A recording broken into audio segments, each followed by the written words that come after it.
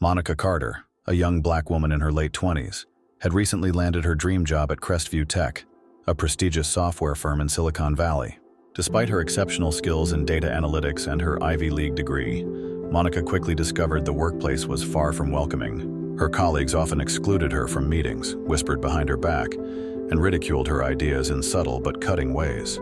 "Affirmative action hire," she once overheard someone mutter in the break room.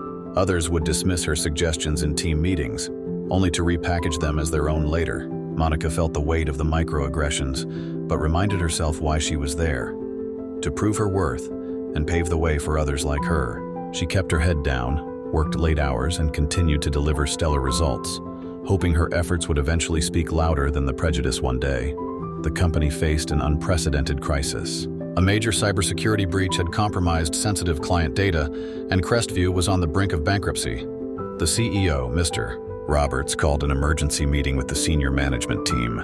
Despite Monica's expertise in data analytics, she was not invited, but Monica wasn't one to stay on the sidelines. She accessed the leaked data in her own time, combing through millions of lines of information, searching for patterns.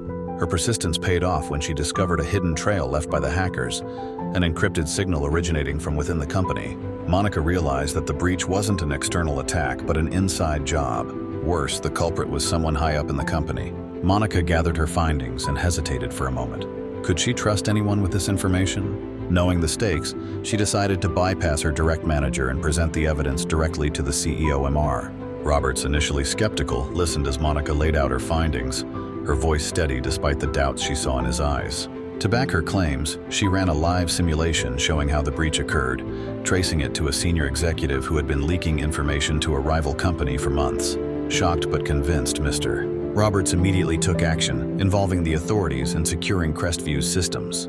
Within days, the culprit was arrested, and the company's reputation began to recover. Word of Monica's heroics spread through the office like wildfire. The same colleagues who once mocked her were now singing her praises.